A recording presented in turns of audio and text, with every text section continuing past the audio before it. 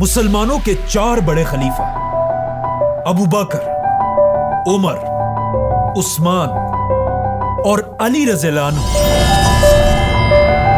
सिर्फ कुछ ही सालों के अंदर रोमन और पर्शियन एम्पायर क्रश कर चुके थे, जिसके बाद मुसलमानों ने पर्शियन एम्पायर के कैपिटल को तो आसानी से फतह कर लिया था। अल्लाहु अकबर! लेकिन रोमन एम्पायर के कैपिटल को मुसलमान अगले 800 साल तक फतह नहीं कर सके। मुसलमानों के ये 4 खलीफा रोमन एम्पायर के कैपिटल के इतने करीब पहुंच चुके थे जहां से आगे बस थोड़ा सा ही और रास्ता था, लेकिन खिलाफत राशिदा कभी भी रोमन एम्पायर के कैपिटल तक नहीं पहुंच सके। खिलाफत राशिदा के बाद मुसलमानों के 5 बड़े बादशाहों ने रोमन एम्पायर के इस कैपिटल को फतह करने की कोशिश की, जिनमें से 4 बादशाह बुरी तरह फेल हो गए। लेकिन आखिर 5वें हमले में सिर्फ एक 21 साल के लड़के ने इस शहर को फतह करने के लिए एक बहुत बड़ी फौज बनाई, दुनिया की सबसे बड़ी तोप बनाई। Basilica, it's huge. This thing's a monster. और इस शहर को फतह करने के लिए दुनिया की हिस्ट्री में पहली बार लोगों ने कश्तियों को समंदर पर नहीं बल्कि पहाड़ों पर चलते हुए देखा।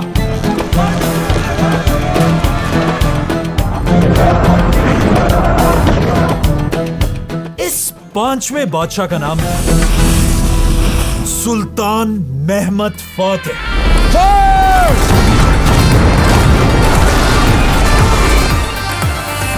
मतलब मुसलमानों के 4 बड़े बड़े बादशाह रोमन कैपिटल को फतह करने का ख्वाब पूरा नहीं कर सके। लेकिन यहां से हमेशा के लिए सब कुछ बदलने वाला था, क्योंकि ये जो चौथा हमला करने वाला बादशाह था सुल्तान मुराद, कहा जाता है ये बादशाह इस हार से बिल्कुल टूट कर रह गया था, क्योंकि कॉन्स्टेंटिनोपल को फतह करना उसकी जिंदगी का सबसे बड़ा ख्वाब था। और अब जब उसका ये ख्वाब टूट चुका था, सुल्तान मुराद हर किसी को अपने इस टूटे हुए ख्वाब के बारे में बताता रहता था। अपने मिनिस्टर्स, जनरल्स और इवन अपने बेटों को भी अपने इसी ख्वाब के बारे में बताता रहता था। और इसी सुल्तान मुराद के ही बेटों में से एक का नाम था शहजादा महमद। महमद बचपन से अपने बाप से कॉन्स्टेंटिनोपल की कहानियां सुना करता था, और महमद बचपन से अपने बाप की आंखों में उसके ख्वाब के टूटने का गम देख रहा था। और ऑफ कोर्स यहीं से महमद को उसकी जिंदगी का मकसद मिला। और आखिर एक दिन जब महमद की एज सिर्फ 19 साल थी, अचानक महमद के पास पूरी उस्मानिया सल्तनत के प्राइम मिनिस्टर का लेटर पहुंचा, जिसमें लिखा था वजीर आजम हलील पाशा की तरफ से शहजादे महमद के नाम, मेरे शहजादे, आपके बाप सुल्तान मुराद इस दुनिया से जा चुके हैं, तो अब आप फौरन पाए तख्त पहुंचे और पूरी सल्तनत उस्मानिया के 7वें सुल्तान होने का हल्फ उठाए। महमद फुल स्पीड कैपिटल की तरफ रवाना हुआ, और वहां पहुंचते ही महमद अपने बाप सुल्तान मुराद के तख्त पर बैठा, और इस तरह ये 19 साल का शहजादा महमद अब पूरी उस्मानिया सल्तनत का सुल्तान महमद बना। लेकिन जैसे ही महमद उस्मानिया सल्तनत का सुल्तान बना, महमद के अपने जहन में तो बड़े बड़े ख्वाब थे, लेकिन वहां यूरोप में महमद के सुल्तान बनने पर बड़ी बड़ी सेलिब्रेशंस होने लगे, और यूरोप में लोग जश्न मनाने लगे कि ये छोटा सा 19 साल का बच्चा आखिर हमारा क्या ही बिगाड़ लेगा। यहां तक कि कॉन्स्टेंटिनोपल का बादशाह महमद का मजाक उड़ाने लगा, और सिर्फ यूरोप ने बल्कि इवन महमद के अपने वजीर भी उसे बस एक छोटा सा बच्चा समझते थे और उसकी बातों को ज्यादा सीरियस नहीं लेते थे। और सबसे ज्यादा महमद का अपना प्राइम मिनिस्टर हलील पाशा भी महमद को एक बच्चा ही समझता था। लेकिन इन सारी बातों से मेहमद को थोड़ा सा भी फर्क नहीं पड़ा, बल्कि मेहमद बादशाह बनते ही अपने उसी ख्वाब की तरफ बढ़ने लगा जो बचपन में उसके बाप ने उसे दिया था। एक ऐसा ख्वाब जो इससे पहले 23 बादशाह पूरा नहीं कर सके थे। 23 armies have tried to take the legendary city.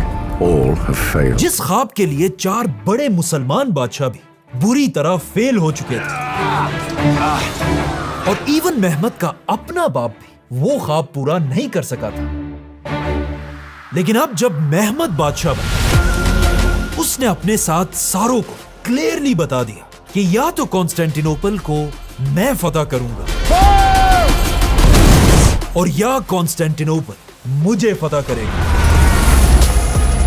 इसीलिए सुल्तान बनते ही मेहमद ने यूरोप के सारे बादशाहों की तरफ लेटर्स भेजे। इन लेटर्स में मेहमद ने यूरोप के हर बादशाह से कहा कि आज के बाद उस्मानिया सल्तनत और यूरोप के दरमियान कोई लड़ाई नहीं होगी। इसी तरह मेहमद ने मुसलमान बादशाहों के साथ भी डील्स की। इसी तरह मेहमद ने उस्मानिया सल्तनत की बाकी सारी जंगों को खत्म कर दिया। और अब मेहमद तैयार था कि वो सीधा उस ख्वाब की तरफ बढ़े जो सबसे पहले रसूलुल्लाह सल्लल्लाहु अलैहि वसल्लम ने मुसलमानों को दिया था, और रोमन एम्पायर के कैपिटल कॉन्स्टेंटिनोपल पर हमला किया।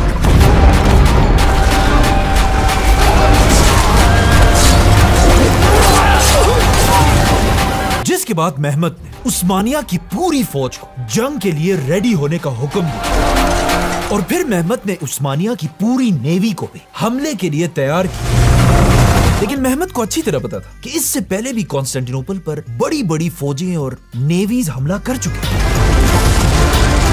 और हर हमला बुरी तरह फेल हो चुका है। इसीलिए मेहमद सिर्फ अपनी आर्मी और नेवी से ज्यादा एक ऐसे एटम बॉम्ब की तलाश में था जो एक ही वार में कॉन्स्टेंटिनोपल की 1000 साल पुरानी लंबी लंबी दीवारों को गिरा दिया। और आखिर मेहमद को यह हथियार मिल गया। मेहमद जब ये सब कुछ सोच रहा था, अचानक एक दिन यूरोप का एक क्रिश्चियन साइंटिस्ट कॉन्स्टेंटिनोपल में रोमन बादशाह के दरबार पहुंचा। यह आदमी कोई आम आदमी नहीं था, बल्कि ये उस जमाने के यूरोप के सबसे बड़े इंजीनियर्स में से एक था। इस आदमी ने रोमन बादशाह को एक ऑफर दी कि मैं आपके लिए एक ऐसी तोप बना सकता हूं जो अब तक की दुनिया की सबसे बड़ी तोप होगी। इससे पहले दुनिया में इतनी बड़ी तोप कभी नहीं बनी। I can make you the biggest cannon the world has ever seen. और इस तोप का नाम होगा basilica. Basilica. It's huge. This thing's a monster. ये सुनकर रोमन बादशाह ने कहा कि Yeah, that'd be amazing. लेकिन इस साइंटिस्ट ओरबन ने रोमन बादशाह से कहा कि ये तोप कोई छोटी मोटी सस्ती चीज नहीं है। ये तोप बनाने के लिए आपको मुझे बहुत ज्यादा पैसा देना होगा।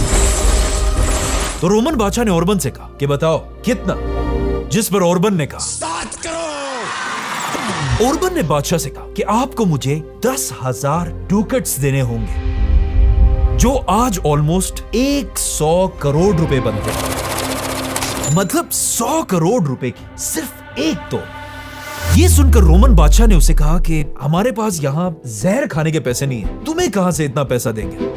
तो ओरबन ने कहा ठीक है, नो प्रॉब्लम। ओरबन ने बादशाह के सामने से अपने सारे डिजाइन्स उठा लिए, जिसके बाद ओरबन अब इस गरीब रोमन एम्पायर के बादशाह को छोड़कर उस जमाने के एक असल रिच बादशाह की तरफ रवाना हुआ, सुल्तान मेहमद की तरफ। और अब सुल्तान मेहमद के दरबार में पहुंचकर ओरबन ने यही सेम ऑफर मेहमद के सामने रखी, और मेहमद को बताया कि मेरी ये तोप बेसिलिका 8 मीटर लंबी हो। 8 meters long. 8 मीटर, मतलब अगर इस तोप को सीधा खड़ा कर दिया जाए, ये ऑलमोस्ट 3 स्टोरी बिल्डिंग के बराबर होगी। मेहमद ने इस साइंटिस्ट से पूछा कि तुम तो एक क्रिश्चियन हो, तो फिर तुमने ये ऑफर रोमन बादशाह को क्यों नहीं दिया? Easy mentions to Constantine. जिस पर ओरबन ने मेहमद से कहा कि मैं ये ऑफर रोमन बादशाह के पास भी लेकर गया था, लेकिन रोमन बादशाह की इतनी औकात ही नहीं है कि वो मेरी इस बेसिलिका को अफोर्ड कर सके। The emperor was unable to pay. ये सुनकर मेहमद मुस्कुराने लगा और फिर ओरबन से कहा कि तुम्हें जो भी चाहिए मैं देने के लिए तैयार हूं। इस तोप को 3 महीने के अंदर अंदर तैयार करो। और इस तरह दुनिया की सबसे बड़ी तोप बेसिलिका पर काम शुरू हुआ। और जैसे ये तोप तैयार हुई, मेहमत अपनी पूरी फौज और नेवी को लेकर मुसलमानों की तरफ से कॉन्स्टेंटिनोपल पर 5वें हमले के लिए रवाना हुआ।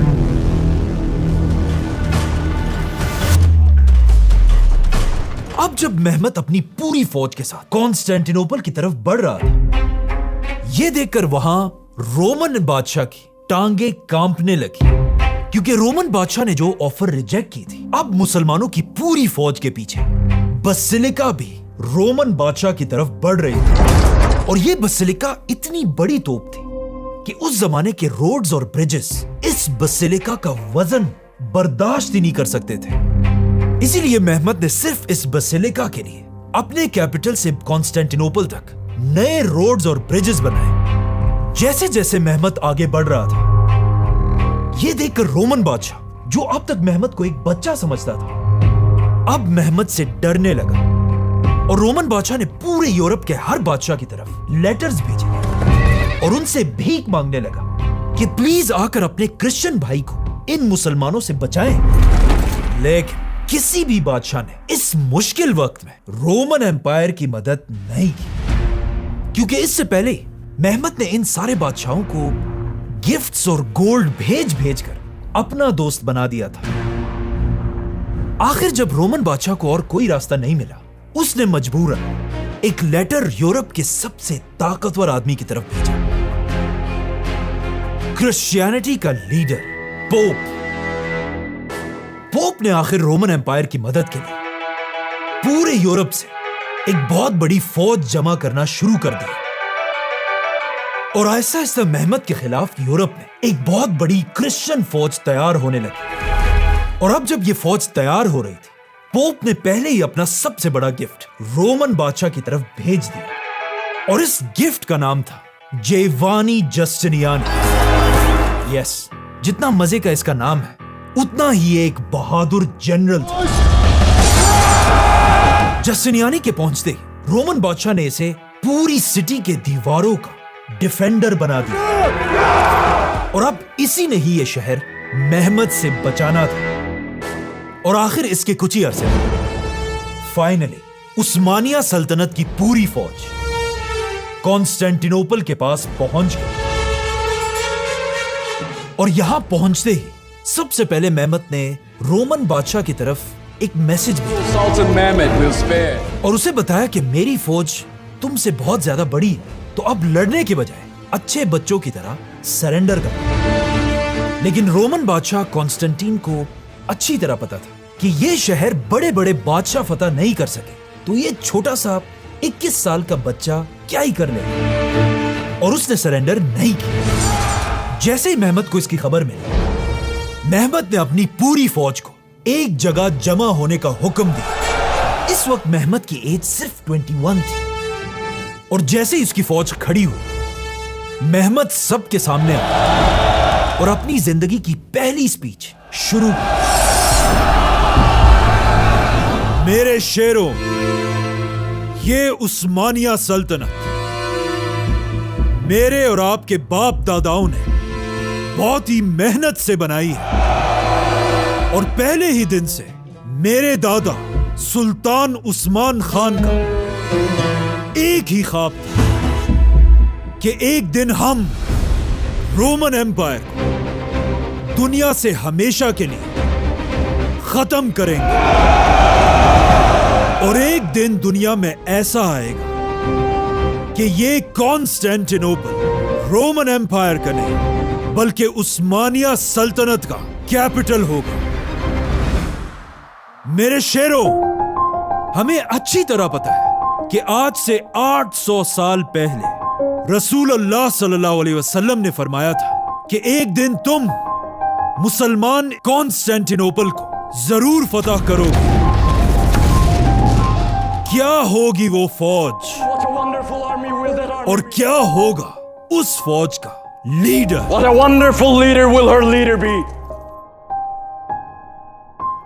अपने बादशाह की जबान से रसूलुल्लाह सल्लल्लाहु अलैहि वसल्लम की हदीस सुनकर उस्मानिया फौज का एक एक सिपाही मेहमत के लिए अपनी जान देने के लिए तैयार हुआ।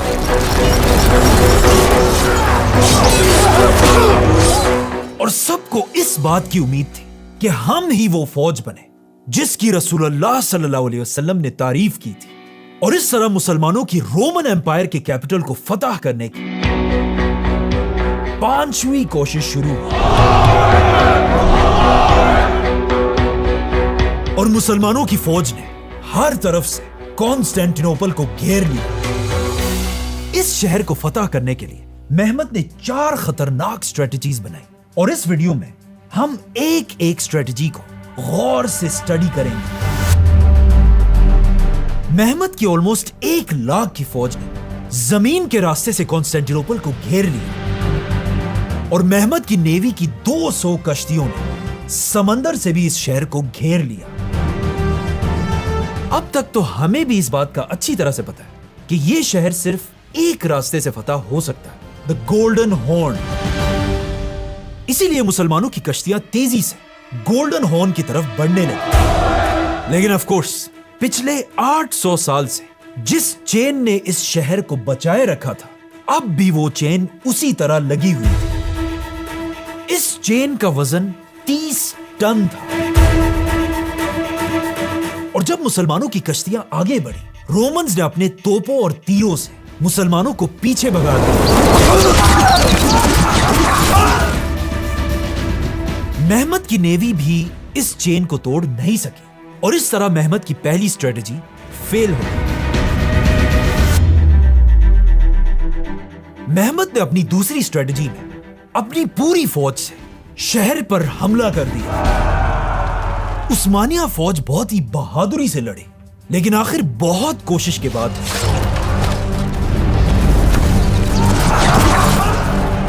जेवानी जस्टिनियानी ने मुसलमानों की फौज को एक कदम भी आगे बढ़ाने नहीं दिया। The Turks come in and Justiniani fights them off. ये लड़ाई इतनी सख्त थी कि आहिस्ता आहिस्ता हजारों मुसलमान शहीद होने लगे और यहां पर मेहमत और मुसलमानों को समझ आई कि आखिर इस शहर को पिछले 800 साल में क्यों फतह नहीं किया जा सका। और इस तरह कुछ ही देर में कॉन्स्टेंटिनोपल की लंबी दीवारों के सामने हजारों मुसलमान शहीद हो गए।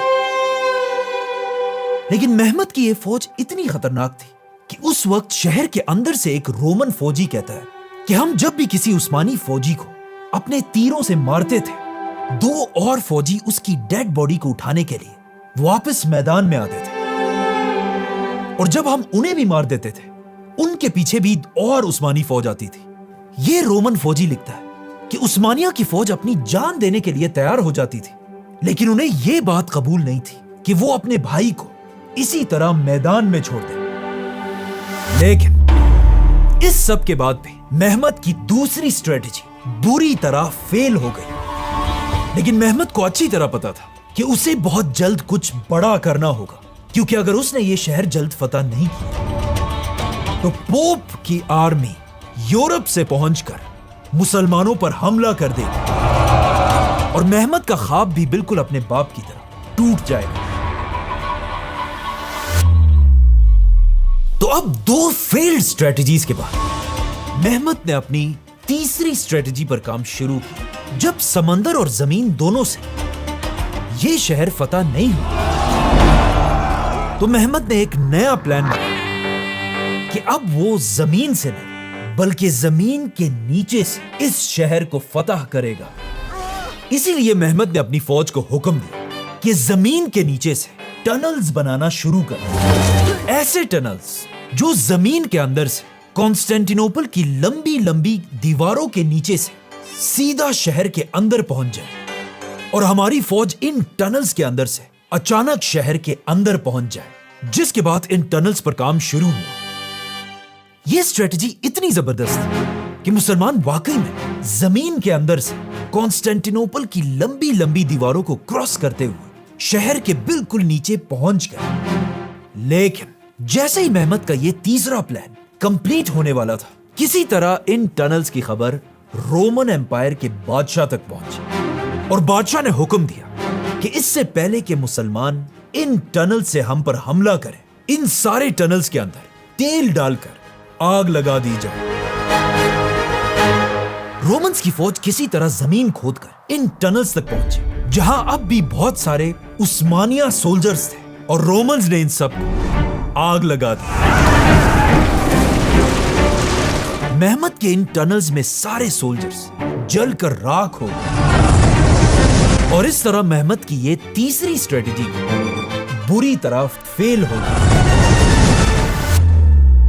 अब मेहमत फ्रस्ट्रेट हो चुका था और उसका सब्र खत्म होने वाला था, लेकिन मेहमत के पास अब भी एक ऐसी स्ट्रेटजी थी जो इससे पहले दुनिया में किसी ने भी यूज नहीं की थी। मेहमत की चौथी और आखिरी स्ट्रेटजी उस जमाने की दुनिया की सबसे बड़ी तोप, the great basilica. Big cannon. Really big cannon. मेहमत ने बसिलिका को आगे लाने का हुक्म दिया। 60 बुल्स इस तोप को खींचते हुए आगे आए, और सिर्फ बुल्स नहीं बल्कि इन बुल्स के साथ साथ 400 लोग इस तोप को खींच रहे थे। और जैसे ही बसिलिका आखिर अपनी जगह पर पहुंच गई तो क्या होना था? सुल्तान मेहमद ने हुक्म दिया,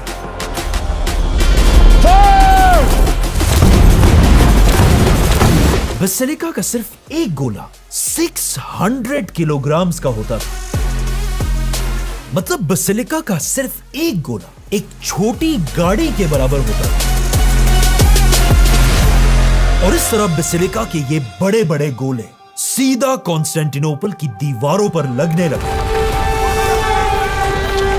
अब तक कॉन्स्टेंटिनोपल की दीवारों को पिछले 1000 साल से तोपों के गोलों से कोई फर्क नहीं पड़ता था, लेकिन पहली बार बसिलिका के गोलों ने कॉन्स्टेंटिनोपल की दीवारों को क्रश करना शुरू किया। कहा जाता है बसिलिका की हर फायर पर मुसलमानों की फौज जोर जोर से नारे लगाती थी, और पहली बार ऐसा लग रहा था कि फाइनली मुसलमान ये शहर फतह कर लेंगे। अल्लाहु अकबर! लेकिन यहां पर एक बहुत बड़ा मसला था, मुसलमानों में नहीं बल्कि यह मसला बसिलिका के अपने डिजाइन में था।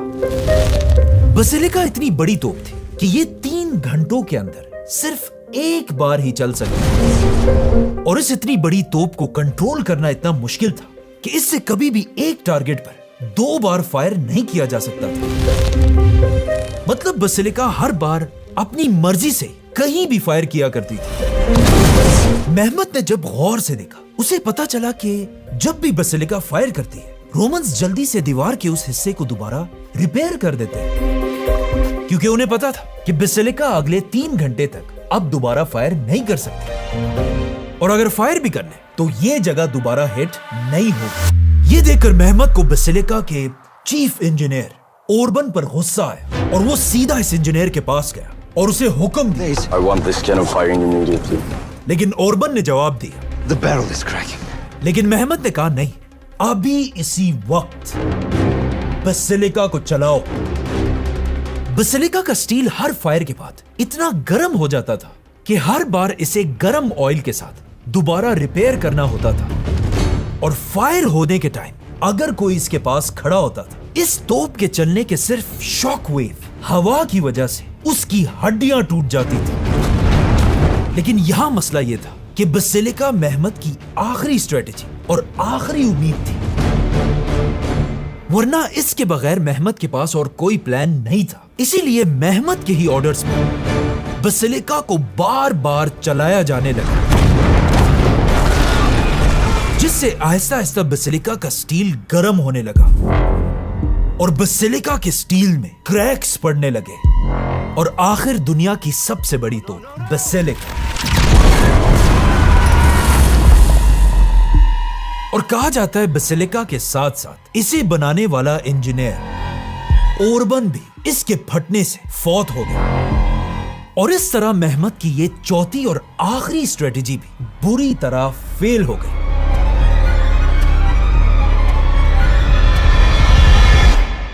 और दूसरी तरफ पोप की आर्मी भी बिल्कुल कॉन्स्टेंटिनोपल के करीब पहुंचने वाली थी। अब तक तो मुसलमानों में लड़ने का बहुत जज्बा था, लेकिन यहां से वो शुरू हुआ जो इससे पहले हर उस फौज के साथ हुआ था जिसने कॉन्स्टेंटिनोपल पर हमला करने की गलती की। मायूसी। मेहमत की पूरी फौज में हर तरफ मायूसी फैल गई और उनकी कोई गलती भी नहीं है। आप खुद सोचें, मेहमत ने समंदर से, फिर जमीन से, फिर जमीन के नीचे से और फिर इवन हवाओं से इस शहर को फतह करने की कोशिश की, लेकिन इस शहर ने मेहमत के सामने सरेंडर नहीं किया। इस सब से आखिर हर तरफ मायूसी फैल गई, फौज का सारा मोराल टूट गया।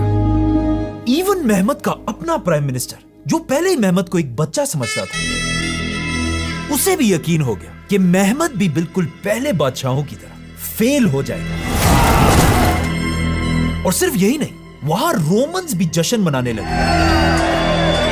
क्योंकि उन्हें समझ आ गई कि कॉन्स्टेंटिनोपल उनका शहर था, है और कयामत तक ये शहर उन्हीं का रहेगा।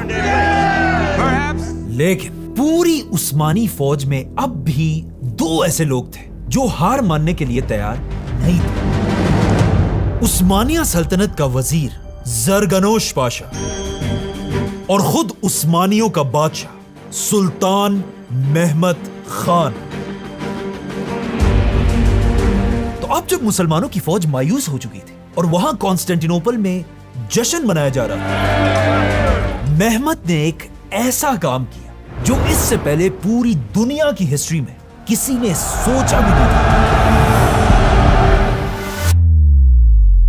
कॉन्स्टेंटिनोपल के अंदर पूरी रात जश्न मनाने के बाद आखिर रोमन्स थक कर सो गए।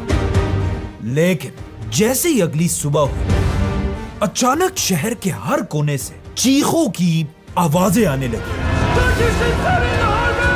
लोगों की ये चीखें सुनकर जब रोमन बादशाह बाहर निकला तो उसे बताया गया कि अब सब कुछ खत्म हो चुका है, क्योंकि सुल्तान मेहमत की नेवी पिछले 800 साल में पहली बार गोल्डन हॉर्न की इस चेन को क्रॉस करके गोल्डन हॉर्न के अंदर घुस चुकी है। यह सुनकर बादशाह को यकीन नहीं आ रहा था कि ऐसा कैसे हो सकता है। तो बादशाह ने पूछा कि कैसे? बादशाह भागकर शहर की दीवार के ऊपर पहुंचा और उसने देखा कि चेन बिल्कुल उसी तरह ठीक ठाक अपनी जगह पर लगी हुई। तो फिर आखिर मेहमत की फौज गोल्डन हॉर्न तक पहुंची कैसे? असल में सबसे कुछ ही दिन पहले जब मेहमत की सारी बाकी स्ट्रेटजीज फेल हो चुकी थी और मुसलमानों के हौसले टूट चुके थे, उसी वक्त मेहमत ने अपने बेस्ट जनरल जरगनोश पाशा को अपने पास बुलाया और उसे एक ऐसा प्लान बताया जो इससे पहले पूरी दुनिया में कभी नहीं हुआ था। मेहमत ने अपने जनरल से कहा कि यह शहर सिर्फ और सिर्फ गोल्डन हॉर्न से ही फतह हो सकता है और गोल्डन हॉर्न का रास्ता ऑफ कोर्स 800 साल से इसी चेन ने रोका हुआ है। तो क्यों ना हम इस चेन को छोड़कर जमीन से एक लकड़ियों का रास्ता बनाएं और फिर अपनी नेवी की कश्तियों को बुल्स और लोगों से खींच कर इस पूरे रास्ते से गोल्डन हॉर्न की चेन के पीछे पहुंचा दें। मेहमत का यह प्लान बहुत ही एक अजीब प्लान था और अगर मेहमत अपना ये अजीब प्लान किसी भी एक्सपीरियंस्ड और बड़े मिनिस्टर को बताता तो वो उस पर जरूर हंसता और कहता ये 21 साल का लड़का, इसको दुनिया का क्या पता? जो काम दुनिया की तारीख में पहले नहीं हुआ वो हम कैसे करेंगे? और मेहमत को भी पता था कि ये सब बिल्कुल ऐसा ही कहेंगे, इसीलिए मेहमत ने अपने इस प्लान के बारे में किसी को भी नहीं बताया, इवन अपने ग्रैंड वजीर हलील पाशा को भी नहीं। तो अब मेहमत के इस सीक्रेट प्लान पर सिर्फ उसका सबसे लॉयल जनरल जरगनोश पाशा ही काम कर रहा था और आखिर कश्तियों के इस रोड पर काम शुरू हुआ। ये इतना खतरनाक प्लान था कि अगर रोड बनने की थोड़ी भी आवाज रोमन्स तक पहुंच जाती तो ये सारा प्लान भी फेल हो जाता था। इसीलिए ये रोड सिर्फ रात के अंधेरे में ही बनाया जाता था और रोमन से इस रोड की आवाज भी छुपाने के लिए जब भी इस रोड पर काम होता था, मेहमत अपनी सारी तोपों से शहर पर हमले किया करता था।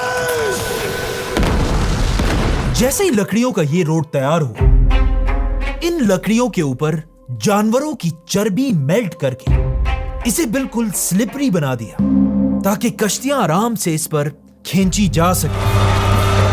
और जैसे ही मेहमत का ये सीक्रेट रोड तैयार हुआ, अब यहां पर मेहमत के सामने एक बहुत बड़ा चैलेंज आया, क्योंकि मेहमत ने ये सारी की सारी कश्तियां एक ही रात में इस रास्ते से गोल्डन हॉर्न तक पहुंचानी थी,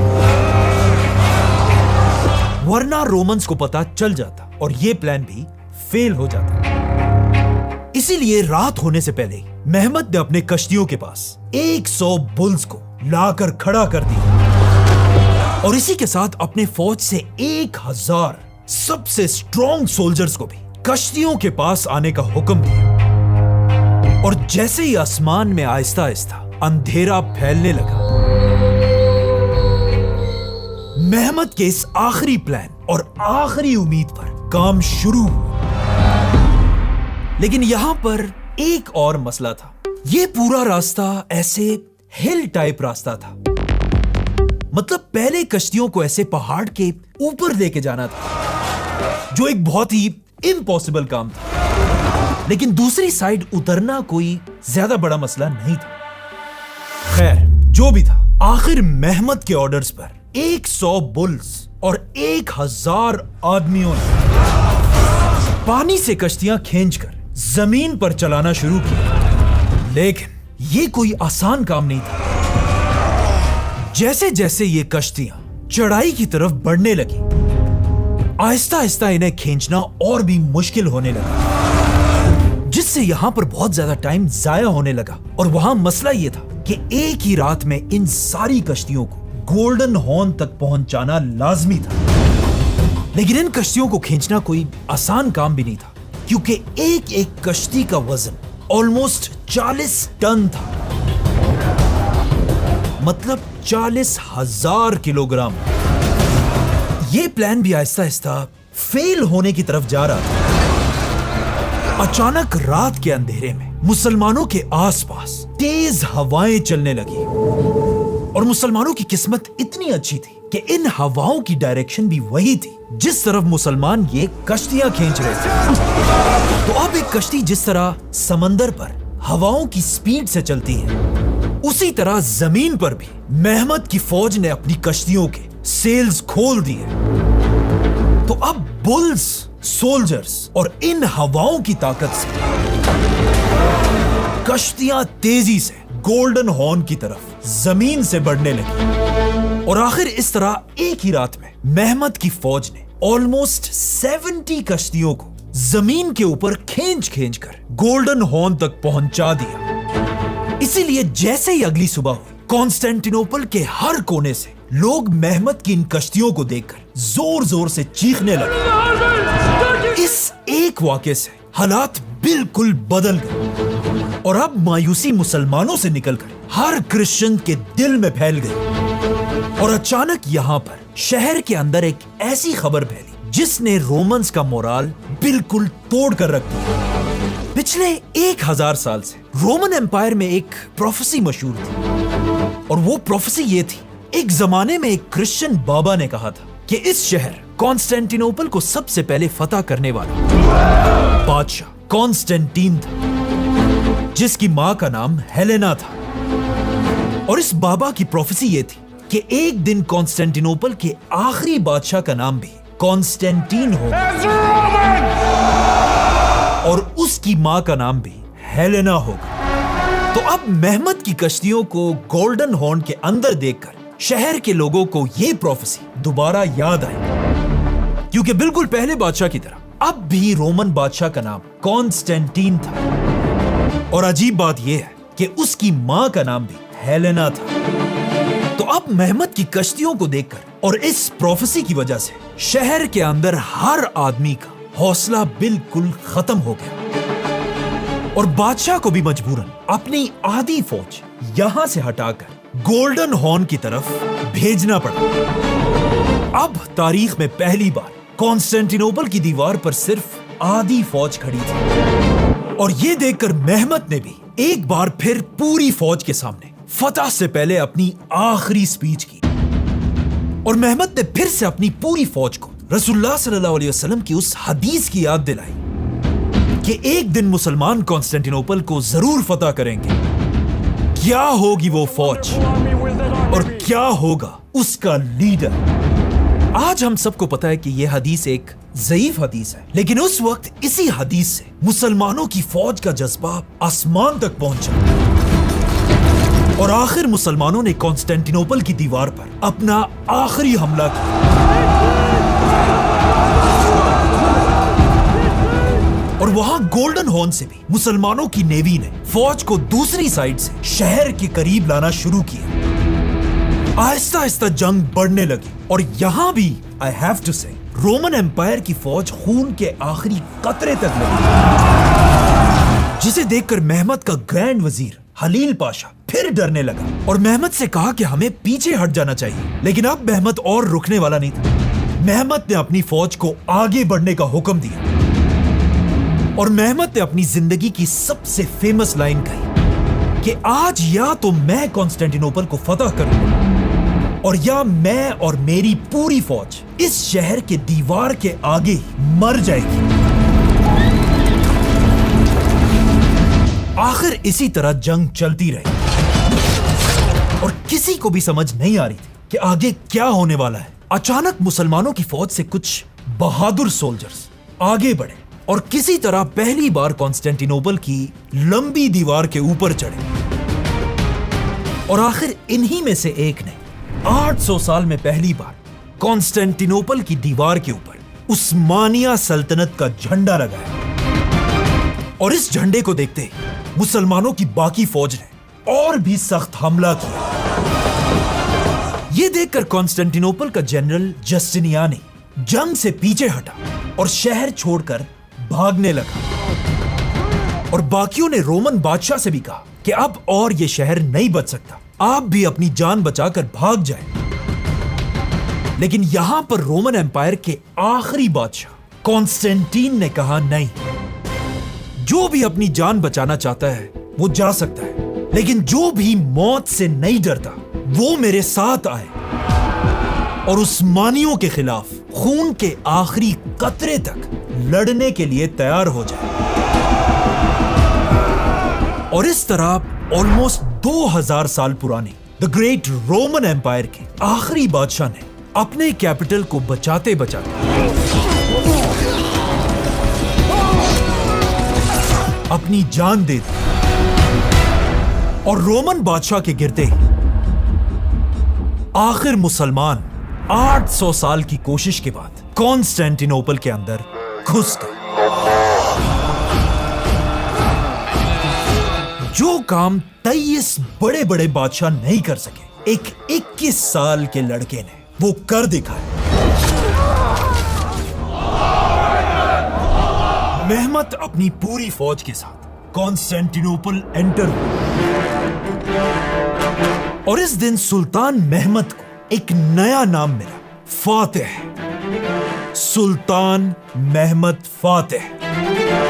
मेहमत ने कॉन्स्टेंटिनोपल के सबसे बड़े चर्च हाया सोफिया को एक मस्जिद में कन्वर्ट किया और वहां पहली अजान दी गई,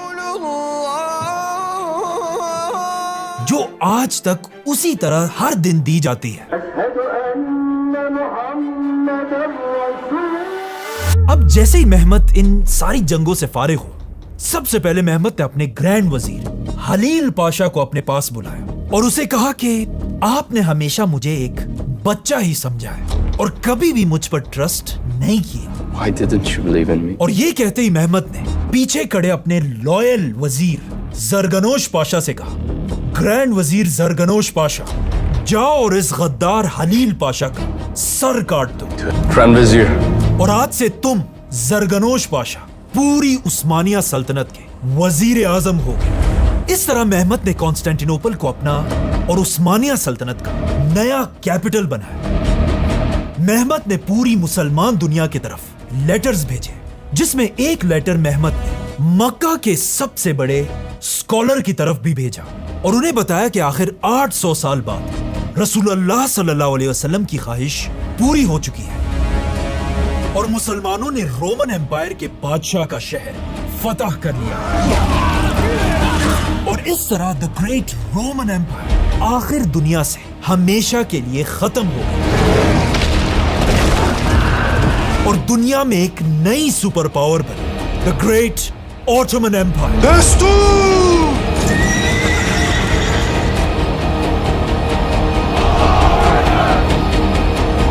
Subscribe.